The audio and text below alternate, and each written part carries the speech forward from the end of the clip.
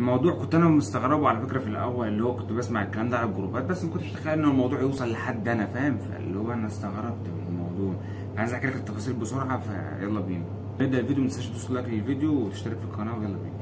الموضوع ببساطه شديده انا عرضت لكم الفيديو بتاع المحادثه كله، وانه هو حط صورتي بعد ما خلص خد مني الفلوس، واصحابي اكتشفوا الموضوع ده، وانا اتفاجئ بالموضوع ان انا اصلا في الجروب بتاع اوفا الجاليه المصريه في اوفا واحد بعت تاني بس بعدها بكام يوم يعني، وقال يا جماعه الرقم ده باخد تحط صوره اصحابك واطلب منك فلوس، وبعت نفس الرساله. انا هوريك كل الكلام ده موجود يعني. دي المحادثه بتاعته، ده الرقم اللي دخلني كلمني منه. طبعا في الصوره هنا كان حاطط صوره واحد صاحبي يعني اسمه عماد، هوريك الصوره طبعا بتاعته هو ده الرقم بتاعه، وفي ارقام تانية كلم منها. فاول رساله كلها ممسوحه، بس عشان عندي الواتس الجولد فرساله ثابته يعني. فقال لي مصطفى ضروري، قالوا حتى انا ردت عليه قلت له ايه، كنت انا بالليل انا الشبكه عندي شكلها وحش. هو كان رن عليا فانا ما عرفتش اكلمه لان الشبكه ما جمعتش، فانا بعت له قلت له ايه في ايه، قال معلش عشان في مشكله ضروري عندك 7000 روبل ضروري بالله عليك بس لحد ساعه وبعتهم لك تاني ضروري جدا. مش عارف قلت له معايا 3000 بس على الكارت. والله كانت نيتي خير، انا في دماغي ان هو صاحبي عماد يعني. دلوقتي محتاجهم لحد ساعه بس ليك يا صاحبي بساله، قال لي لا لحد في المستشفى انا ساعه وبعتهم لك. قلت له بعتهم لك فين طيب؟ على رقم الكارت ده، وراح بعت رقم الكارت ده. فالمهم دخلنا الاسم ولقيت اسم خالد، قال لي رحت باعت له عليه فاهم. ودي الشهاده اللي انا بعت بيها يعني، دي الكيفيتانس الشيك بتاع بعت 4000 ما بعتش 3 كمان. ليه؟ لان انا قلت له انا لقيت عندي 4 فبعته بكل الفلوس اللي عندي يعني بنيه صافيه. انا تمام يا حبيبي تسلم والله مش عارف اقول لك ايه، ربنا يشفيه يا صاحبي. الله يخليك تعرفش تتصرف لي في 3000 لو تقدر لحد ساعه. انا رديت عليه قلت له ايه، والله يا زميلي انا عندي كله نايم اصلا. يا جماعه انا بتكلم، هو كان كلمنا حرفيا في وقت اللي هو انت عارف ايه بريدس نوم، قبل النوم حرفيا بنص ساعه ب10 دقايق ربع ساعه كده يعني، اللي هو انا بنام حرفيا. فانا صوتي مش هيكون لطيف بعرضه. قلت له انا مش معايا اصلا يعني، فقلت له ممكن تشوف هيثم او عمار يعني. فقال لي طيب اتصل، ابعت لي رقم اتصل عليهم. فانا ما فكرتش في اللحظه دي الوهله ان هو ازاي صاحبنا ومش معاه ارقامهم. احنا اصلا عندنا الجروب بتاعنا كله فيه ارقام بتاعتنا كلها وكلنا مشتركين في الجروب. فبعت له الرقم بتاع ده هو هيثم وعمار وكده. فقال لي ماشي هرن عليهم وكده. محدش معايا للاسف، رد عليا لما بعت له والله يا زميلي لو معاك كنت بعت لك ربنا يفرجها ان شاء الله. معاك رقم حد تاني طيب هكلمه؟ لا والله ماشي يا حب يا اسطى. راح بعت لي رقم الكارت ده وقال لي ايه. انا ساعتها بقى عرفت الحوار ده ليه، لان على الجروب عندنا قالوا لنا يا جماعه محدش يبعت. لما اكلم هيثم دخل عندنا في الجروب قال يا جماعه ايه محدش يبعت له، ده مش عماد، لان انا طلبت منه يبعت ريكورد فبعت ريكورد 2 ثانيه ومش مسموع منه حاجه، فتاكد ان هو مش عماد. فعرفنا الحوار، اتصلت انا على عماد الرقم التاني، فعماد ده استغرب، فهو مش فاهم ايه الدنيا ايه اللي بيحصل فاهم. فدي بالنسبه للمحادثه يعني. طبعا المحادثه دي كلها لحد هنا كنت حاولت يعني اللي هو ارجع منه الفلوس باي طريقه، فهو عمل لي بلوك. طبعا كل الكلام ده بالشات ده يعني طبعا متصور ومبعوث وكل كده، كلها ارقام مصريه بس ارقام مصريه مختلفه، وبيبعت كل مره رقم كارت مختلف. وانا وريك اسم الكارت مش عارف اسمه، خالد عبد الرحمن صولح حاجه زي كده. وكان في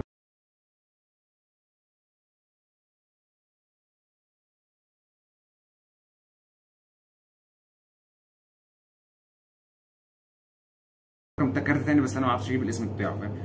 فارقام مصريه بخش اكلمك انا محتاج فلوس وبعت لك رقم الكارت وتبعت عليها الفلوس بنيه صافيه يعني. انا والله كانت نيتي صافيه، والمشكله كنت في وقت اصلا اللي هو جاي تعبان كنت قبل النوم عايز، فبعت الفلوس بنيه صافيه. بعد كده اكتشفت الحوار انا زعلت والله. انا الفلوس دي انا تعبان فيها فاهم، مش لاقيها على الارض. 4000 روبل حال فلوس يعني مش لاقيها انت على الارض. المهم اكتشفت الموضوع، فانا ساعتها على طول كان الساعه 2 بالليل الموضوع ده. الساعه 2 بالليل رحت رنيت على البدرش الدعم بتاع بنك تنكوف اللي انا بعت من عليه، لان هم اصلا بنك والله ما عندهمش فرع يعني. حتى لو عندهم فرع كنا احنا الصبح السبت والحد كان اجازه، فما مش هتروح لهم غير بعدها بيومين تستنى اثنين. فانا بقى كلمت البدرش قلت له حصل 1 2 3 وانا بعت الفلوس، واكتشفت ان هو مش صاحبي، لان انا كنت فاكر ان هو صاحبي وهو ما طلعش صاحبي. فهم خدوا المعلومات وخدوا البيانات وخدوا الشيك بتاعي وخدوا كل الكلام ده، وقال لك هنعمل تقرير ان الموضوع ده حصل وهنشوف هل في امكانيه ان احنا نرجع الفلوس ولا لا. ده بالنسبه لبنك تنكوف. وقال لك بس هو صاحب الفلوس ترجع لان انت اللي راسل الفلوس بنفسك. لو انت مثلا كنت اعطيته رقم الكارت او هو اخترق الكارت بنفسه كان رجعنا في الفلوس ووقفنا الكارت، كل الكلام ده كله كان اتحل. حلو الكلام ده. كان بالنسبه اول حاجه عملتها رحت البنك تنكوف وكلمته. بعد كده انا قلت ايه، انا لازم اروح سبير بانك، ما هو الكارت بتاعته على سبير بانك، فانا لازم اروح سبير بانك برضه اعمل نفس البلاغ اللي انا عملته في تنكوف. فرحت الاول سبير بانك قبل ما اروح طبعا للشرطه. حكيت لهم نفس القصه، ان ده عامل واحد صاحبي، ان هو عامل واحد صاحبي وبعت رقم الكارت بتاعته، وانا بعت له فلوس، وقال لك هنعمل برضه تقرير انك ايه ان هو حصل معاك كذا كذا كذا يعني، وان شاء الله نشوف الاجابه بتاعته يعني ايه اللي هيحصل. قلت له انا محتاج اعرف اي معلومات عنه، صورته، المكان، المدينه كده، فاهم؟ فهي ما رضتش تقول له طبعا دي معلومات ما ينفعش تقولها يعني، ده العميل بتاع البنك ما ينفعش تقول لك معلومات عنه يعني، ده لازم يكون باذن نيابه حاجه زي تبع الشرطه يعني. المهم قالت لي هنشوف التقرير ونشوف الاجابه عليها، في يمكن انت نرجع الفلوس ولا لا. انا عارف القصه دي كلها ان الفلوس مش هترجع، فاهم؟ بس انا بحاول ان ايه يبقى في شكوى على الراجل ده، يبقى في يعرفوا ان في حد اسمه كذا بيعمل مشاكل وبينصب على الناس، فاهم؟ خدت موضوع سبير بانك وعملت التقرير وكتبناه ومضيناه وكل حاجه، وكان خدت بعض ورحت على الشرطه الباليتس يعني.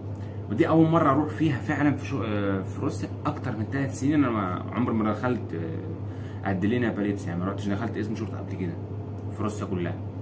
الحمد لله احنا مش بتوع مشاكل، احنا جايين هنا يعني نعيش بسلام وامان وخلاص، فاهم؟ انت مش جاي تعمل حوارات. فروحت هناك انا قلت لهم قلت له انا عايز اعمل شكوى ان انا اتنصب عليا. واحد عمل ان هو صاحبي وطلب مني فلوس، وبعد كده لما بعت له الفلوس عرفت ان هو مش هو. قال لي تمام، هتكتب محضر فيه باللي حصل 1 2 3 3، تكتب اسمك والتاريخ وامتى حصل كل الكلام ده، كل التفاصيل تكتب. قلت له ماشي تمام. فهو اعطاني الورق كتبت فيها البيانات بتاعتي، وبعد كده كتبت كل اللي حصل.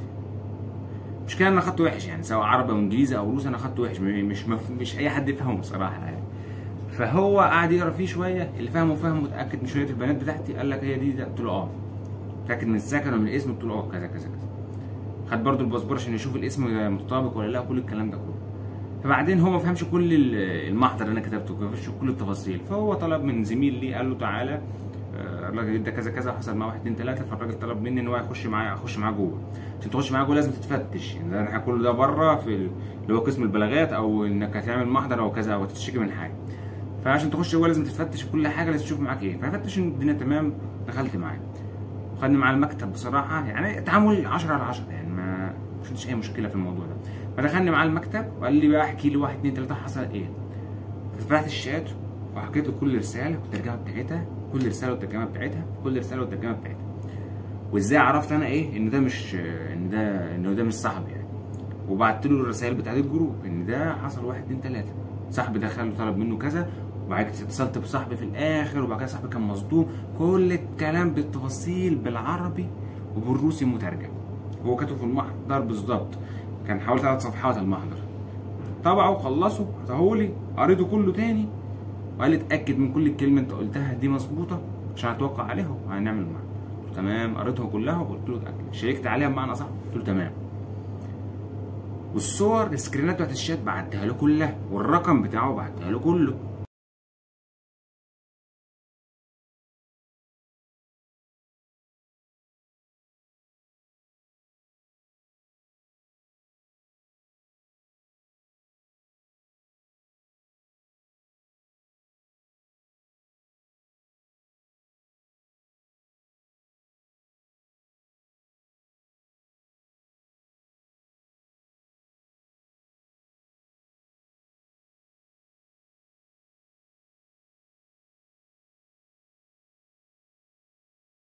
بعت له الرقم المصري كلمني من عليه، بعت له رقم الكارته اللي هي سبير، رقمين، الرقم اللي انا حولت عليه، والرقم الثاني طلب مني ان انا احول عليه بتاع الكارته. وبس يا سيدي كتبت المحضر هناك ووقعت عليه، وقال لي في انتظار الرد ان شاء الله يعني، ان شاء الله خير وكده. مش اللي هو ان شاء الله خير طبعا، وقال لك في انتظار الرد. قلت له هل في امكانيه ان فلوس ترجع برضه؟ انا كل الاماكن اللي رحتها قال لك صعب الامكانيه، قال لك برضه هنا صعب الامكانيه. بس انا هدفي من القصه دي كلها زي ما قلت لك ان هو يعرف ان في واحد نصاب يعني، لو اتعثر في حاجه زي شرطه او اتمسك في شرطه هيعرف اسمه هيطلع على طول. خالد عبد الرحمن سوري ده هيطلع اسمه على طول ان ده نصاب وعليه قضيه ومرفوع عليه محضر وكده، هيتمسك. وده الهدف، ان ده مش انا اول شخص اعمل معاك، مش يعمل معاك كده، نعملها مع كذا شخص. فانا اكتشفت ان هو عرفت، ما كنتش افكره من عماد اللي كلمني. عماد صاحبي اللي هو حط صورته ده في الاول، هو صاحبي من فلوجا جراد، كنا مع بعض في تحضيره واحنا صحاب حتى الان الحمد لله. هو صاحب فلوجا جراد، فانا قلت هو عرف منين رقمي، وعرف منين انا صاحب عماد واحنا فين وهو فين، فاهم؟ فده اللي انا استغربته. بعدين اكتشفت بعدها بيومين لما بعته في الجاليه المصريه في اوفا على الجروب هناك، قال لك ده كذا كذا. قلت خلاص ده الراجل ده في اوفا، اوفا مليانه عرب عشان تعرف. وبعد الوضع حالا اللي احنا فيه ارتفاع الجنيه والروبل والقصه دي بدأ ينصب. يا عم انت فاكر الناس دي معاها فلوس لاقيها في الشارع يعني عشان تخش تنصب على الناس؟ ها؟ المشكله ان الحوار ده لقيته منتشر، وانا لما سالنا لقينا ده بيدوروا عليه اصلا، فاهم؟ فانا اتمنى الناس اللي حصل معاها الموقف ده تروح تبلغ يعني زي ما انا عملت كده، بحيث ان هو لو وقع في اي حته واسمه مكشوف اصلا سبير بنك ذات نفسه البنك اللي هو عامل فيه الكارت خلاص عرف ان هو في مشكله عليه، عشان بعد كده يحذروا له الكارت ما يعرفش يستلم من عليها. لو اسمه وقع قدام شرطه هيتمسك. الراجل ده لو وقع تحت ايدي انا مش هرحمه، فاهم؟ بس انت الفلوس دي مش تلاقيها في الارض حبيبي عشان تيجي تاخدها مني كده محبه يعني، وتيجي تتحايل عليها تقول لي ده واحد تعبان في المستشفى ومش عارف ايه، فاهم؟ اللي هو عارف زي اللي هو نظام الشحاته بلدي، وبعد كده يطلع ان هو نصاب.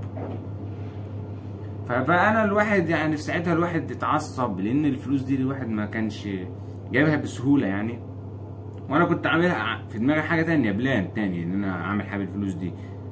فجت قال لك الراجل فكره صاحبي، قال لك واحد تعب، قلت له مش مشكله يا عم، ربنا يفرجها على الناس كلها ويفرج علينا كمان، يمكن يحصل معايا حاجه ولا حاجه ربنا يفرج عليا، فاهم؟ دي كانت النيه بتاعتي، بس القانون اللي يحمي المغفلين يا اخوانا، دي انا غلطان فيها، لان الاسم بان قدامي مش اسم صاحبي، فكان المفروض ده ما بعتش يعني، ده طبيعي. بس انا فكرت في حته ثانيه، قلت لا ده ممكن يكون بعت على صاحبه مش معاه الكارته بتاعته. المهم حوارات انا المسؤول عن الحوار ده والمسؤول عن الخطا ده. فانا اتمنى لو حد من الناس حصل معاه كده يروح يبلغ في الشرطه 1 2 3 بنفس المعلومات ونفس البيانات وترجم له المحادثه ويبعت له الصور، بحيث ان هو ايه هيتمسك ومدته قعدته في روسيا مش هتطول، ولو نزل مصر الناس اللي نصب عليه هيجيبوه عشان تعرف يعني. بس انت نصاب وتنصب عليا وهسيبك يعني؟ فلوس انا الاقيها يعني. انت شايف اصلا المواضيع الدنيا عامله ازاي حالا في البلد كلها، والناس كلها بتعاني في تحويل الفلوس، واصلا بيتنصبوا عليهم في تحويل الفلوس، ولما يجي له فلوس انت تروح تنصب عليها، تنصب عليه فيها يعني. مش فاهم انا يعني. فيعني الحمد لله على كل حال، واتمنى ان الناس تاخد بالها. طبعا عملت لك كل البيانات اللي انت لازم تعرفها، الرقم، وفي ارقام مصريه كتير هكلمك بيها بقى. شوف لك اي واتس مصري، شوف اي حد بيتفرج على الفيديو ده، اي حد يطلب منك فلوس ما تديلوش، ترن عليه تكلمه تعرف هو مين، هو صاحبك ولا لا، ساعتها تديله. الموضوع يخوف، وانا 4000 راح وهدر، كله اصبح يخاف. فاتمنى الناس تاخد بالها. انا هعطي لك كل المعلومات ورقم الكارته وكل الكلام ده كله، والناس اللي حصل معاك كده تروح تبلغ في الشرطه. الموضوع سهل وبسيط وتقبلوا منك الكلام، ولو ما بتعرفش روسي ممكن تاخد واحد صاحبك معاك بيعرف روسي يترجم لك كل الكلام ده، والناس هناك هتعامل معاك بكل ادب وكل احترام ومفيش اي مشكله. انا رحت سبير بنك اصلا، انا مش عميل بتاع سبير بنك عشان تعرف، انا عميل بتاع كيكوف. خلاص اللي انا عايز اقوله لك ان هو كده هيتجاب سواء في روسيا او في مصر، والدنيا كلها بتدور عليه، والشرطه عندها بلاغ، وممكن حد تاني يبلغ انا ما اعرفوش في مدينه تانيه ولا بتاع، فهيتجاب وساعتها هياخد العقاب التمام، يا اما هيترحل يا اما هيتسجن وفلوس هترجع برضه. وبس هو ده كان فيديو النهارده، اشوفكم في فيديو جديد، والسلام عليكم ورحمه الله وبركاته.